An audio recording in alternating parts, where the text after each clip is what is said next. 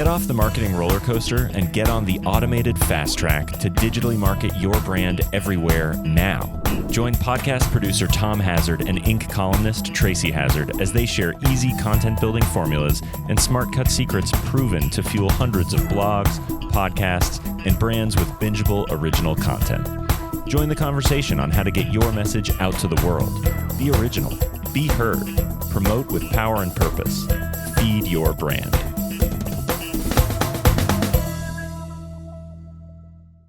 Hey everyone, welcome to Feed Your Brand. I'm Tom Hazzard, your host for today. I want to share with you some things to consider for your podcast. Those of you that interview guests, whether you do it regularly every episode or you do it periodically or occasionally, simplifying the guest booking process can really be a way that you can impress your guests and make it easy for them to and make them want to be a guest on your show rather than annoying them. And I know that last part is going to sound a little bit maybe disconcerting. Annoying them? Really?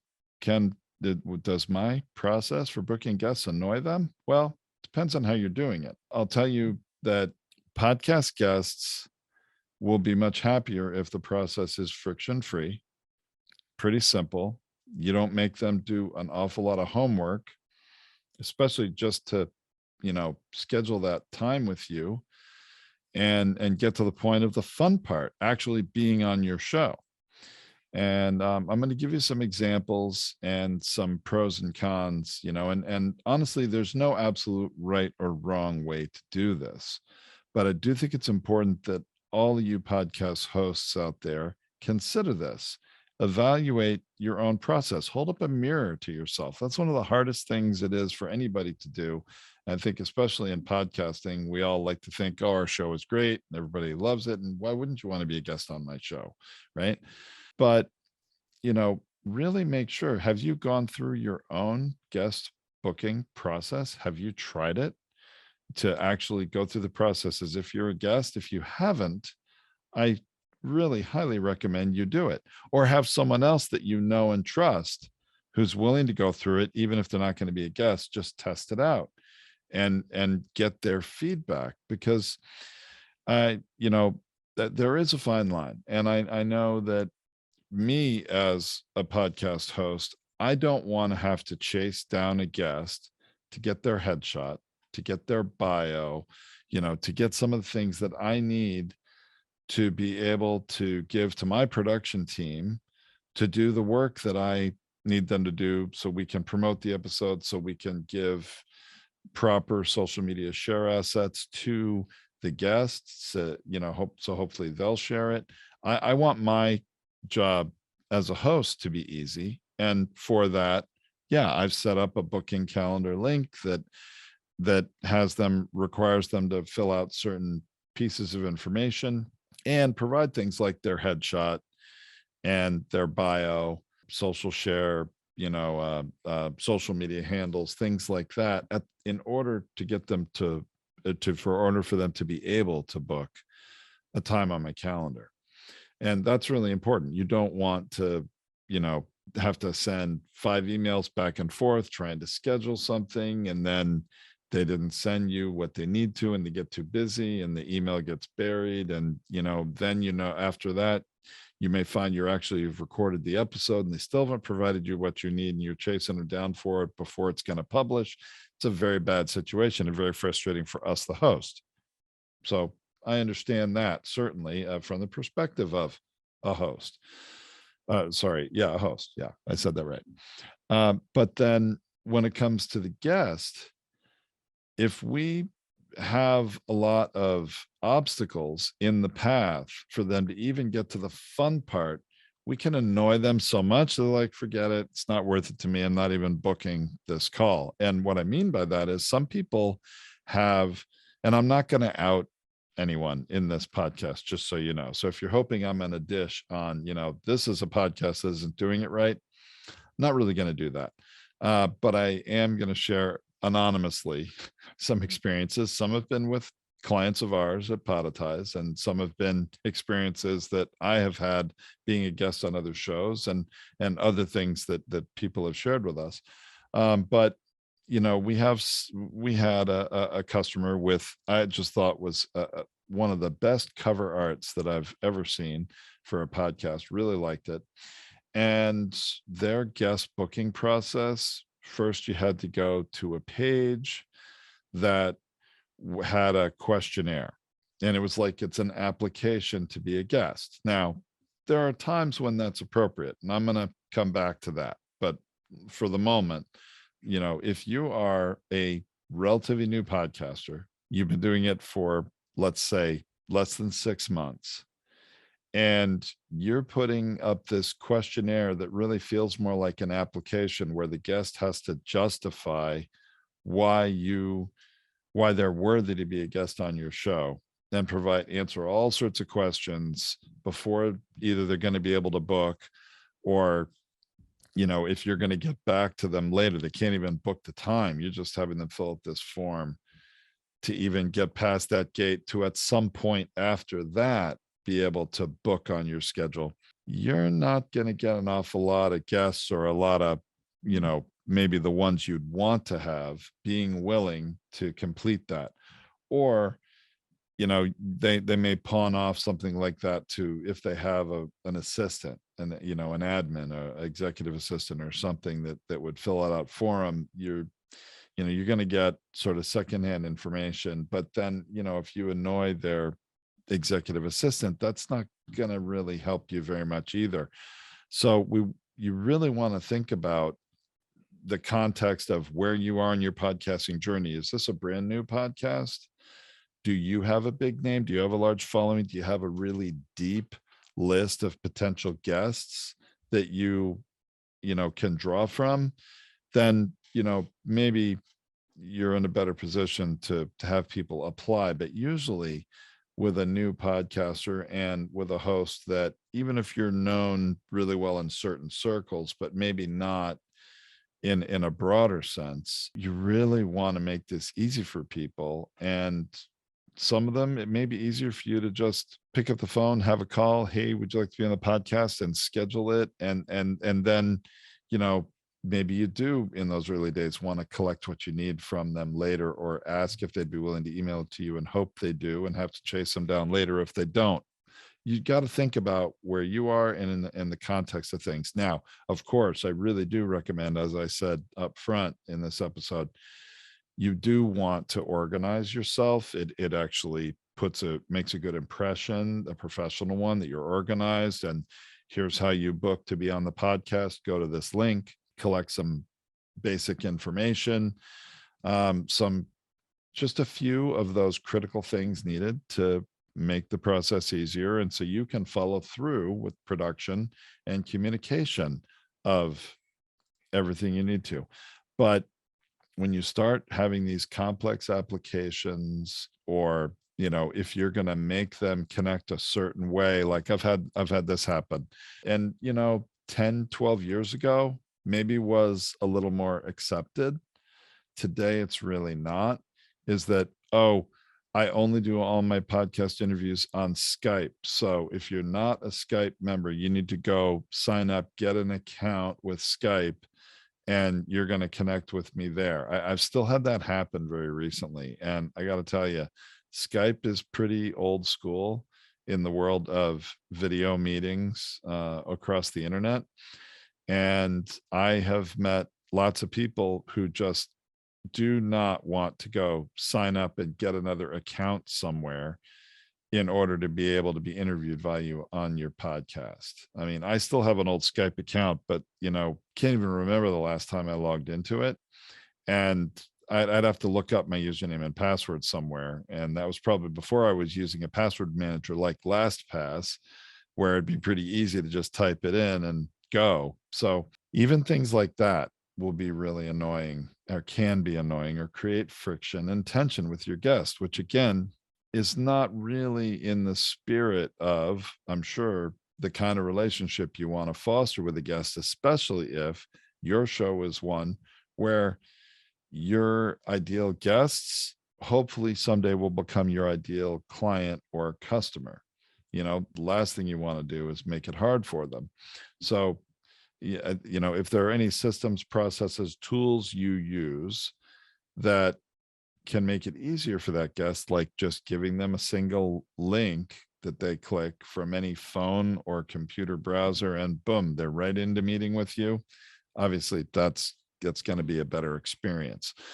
And then, in terms of, the other thing that's going to, make the process in terms of guest booking go really, really well is if your booking calendar is already setting up and providing them the actual meeting link, whether it's a unique one or a regular recurring one. I do recommend you use a system that creates a unique meeting ID for every single podcast episode. And that way you don't accidentally have somebody come into your meeting as a party crasher. And let me explain that a little more. So, if let's say you're going to use Zoom for most of your guest interviews, and you just give people out your main personal meeting ID, which you can do, it will work. It's that basically that's a meeting you, the owner of the Zoom account, the host of the show, can launch at any time. Okay. And you don't have to create a unique meeting ID. You could give every guest the same meeting ID, and you might think, well, that's really a lot simpler for me, right? Well, it would be. The problem is if somebody gets their signals crossed, their schedule mixed up, you're having this great conversation with a guest, and all of a sudden somebody pops into your Zoom meeting who you were not expecting because you forgot in Zoom to, once you started that meeting, to choose that little option where you can lock the meeting so no one else can come into it. So there is a way to use a personal meeting ID for every recording and then prevent a party crasher from happening, but you have to remember to do it. And if you don't have a checklist of things which I, by the way, also recommend that you have a checklist of, all right, here are all the things that I need to do here as I get my guest on the call before I'm going to hit record and start, having that conversation, recording that episode. Checklist is not a bad idea, but most people won't do that. And just like I always suggest when you're using a tool like a Zoom, and it's not that Zoom's the only tool, really. I mean, Zoom isn't paying me anything. I don't have a dog in this fight, really. But there are many tools out there you can use. And but I do recommend, for instance, you set that system to record automatically. So I can't tell you how many times I've had people reaching out to me in email or calling me on the phone that are, customers who are saying, they're practically crying because they had this wonderful discussion with this guest and they forgot to record. They forgot to hit record. And then they tell me, well, I tell them, they ask me, is there any way we can get that back? Is there any way that, as if somewhere in the universe, magically this call got recorded, even though they forgot to hit record? I don't know why people think that actually can happen, but it doesn't happen. And I'll tell you, nothing will annoy a guest even more. And I know this isn't part of the booking process per se, when I'm telling you that a guest is going to be incredibly annoyed when you have to tell them either you can't publish their episode, or you're going to ask them if they would rebook and do it all over again with you because you forgot to press record. That's a very difficult conversation to have. And if this was a guest you're trying to get to, hire you or to be a client of yours, you are not really gonna succeed with that one. Let me just put it that way.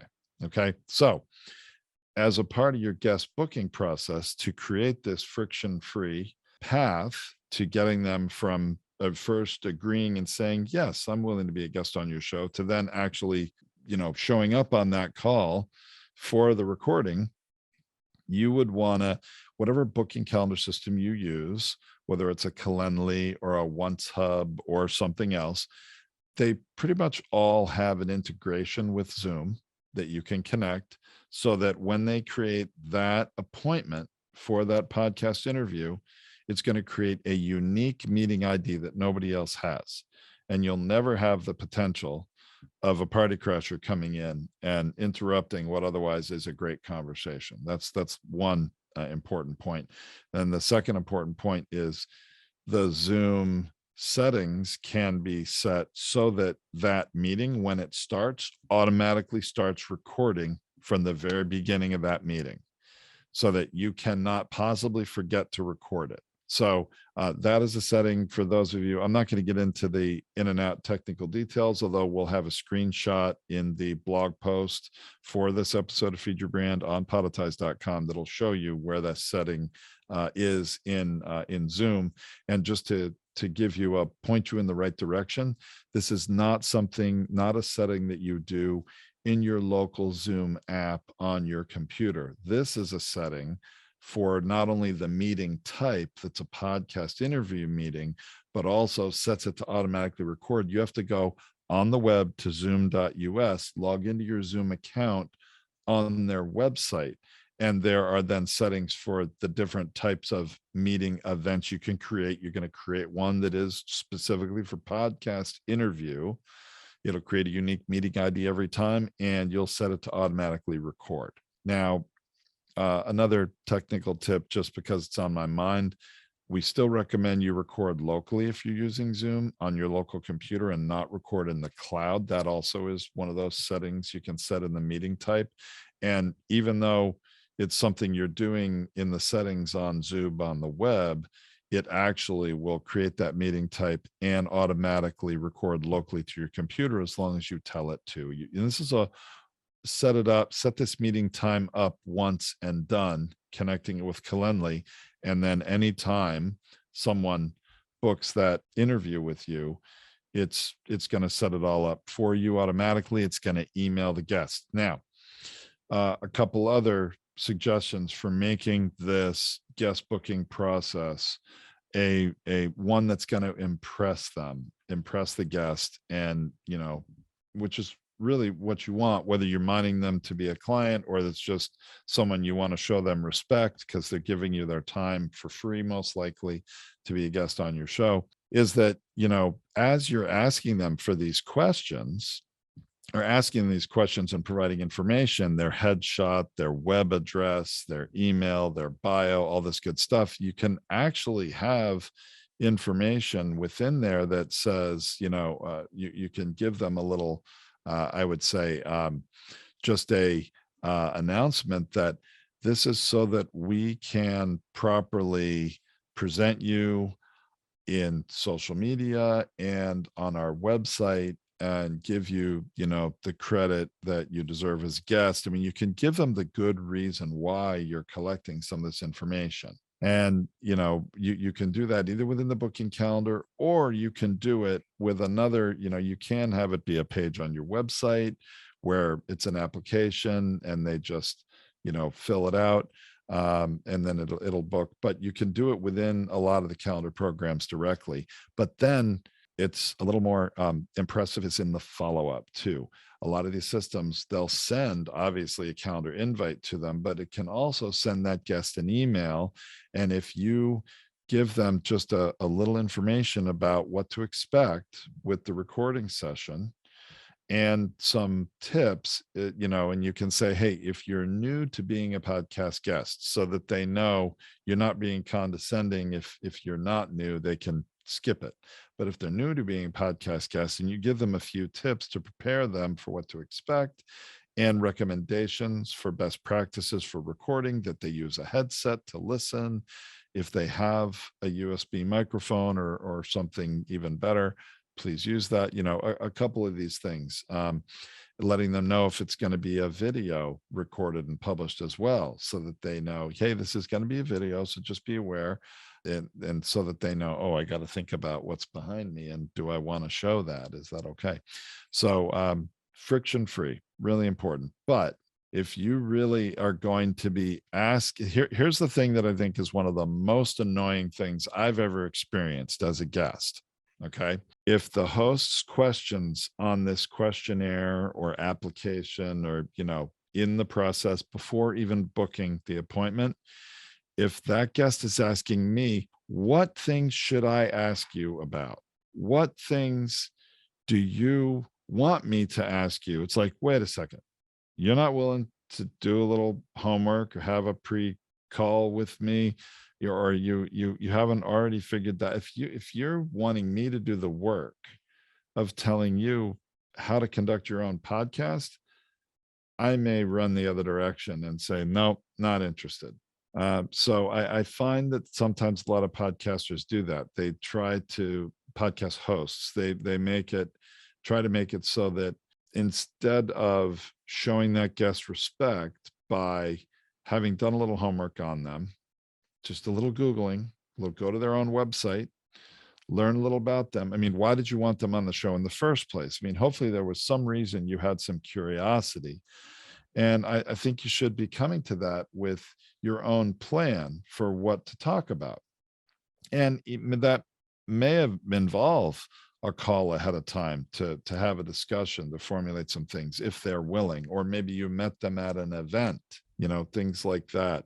So hopefully you had some conversation. But if your form is so generic and is really probing them deeply, there's a difference between respecting them and requesting that they provide some information for accuracy, or if there's anything new and noteworthy that maybe isn't obvious from checking them out on their website or looking at their social media profile or whatever, that's fine. But really asking, what questions should I ask you, or what do you want me to ask you? That's like, who's the host of the show? Are they the host of the show, or are you the host of the show? I think you should not be asking your guest to do the work of preparing whatever questions you're going to ask them. And I have seen shows do this. So to me, as a podcast host, that's really annoying. And I'm going to be like, nope, next. Other things you can do is to sort of show an example in the guest booking process. And if you're using a form on your website, or a form in some other tool, a type form or whatever you might have, if you you can show them an example of a past podcast host and all of the different things that you do for them to make them look good. And again, this can be sort of showing them the good reason why that, it's worth it for them to spend a little time and provide their headshot. And maybe, I don't know if you want their logo for their company, or, provide a little more information, because you're going to make them look good, and you're going to give them materials to promote after the episode is live that's going to make them look good. They might see you have a quote graphic of something you said about a past guest that made that guest look good, that's very flattering, and they might think, oh wow, that's great, I could share that on social. I better think about a good quote, or I better say something profound, or give them a reason to highlight me. So showing them an example of some of the things you do for social media assets. Maybe that's an audiogram, maybe that's a video meme or a video clip, maybe it's just a quote graphic. I mean, lots of potential things. So I think setting expectations for the value they're going to get, the exposure they're going to get, and that will make them not only willing to provide the information, but even more excited to be a guest on your show. So, all right. So really, I'm sure there are, depending on your niche, your podcast, your unique goals for your show, you may think of some additional things that might impress the guest or the potential guest, or make more of a friction-free booking process. But just think about it. And again, it's just like one of these things I've said on past podcast episodes. It shocks me how many podcasters never listen to their own episodes. And I'm not saying you have to listen to every episode. No one wants to listen to themselves, week after week after week. But spot checking them. I mean, so many people don't listen to their own show, and they don't realize, oh my gosh, that intro is a mile long. Maybe I want to shorten that up if people are listening episode after episode and they've heard that every time. Same type of thing here with the guest booking process. Just if you have one, go through it. Have your mom go through it. Have your sister go through it. Have somebody go through it who you trust if you don't want to do it yourself. But I would recommend you do it and say, does this all make sense? Or, is this one maybe annoying? And by the way, a last little tip about this guest booking process: make it really easy for your guest to check a box that says, I agree to be recorded and have my interview published. There's all kinds of different ways people have this, but get them to have to actually check a box, which is a release. And they're acknowledging they're giving you permission to record them and publish them.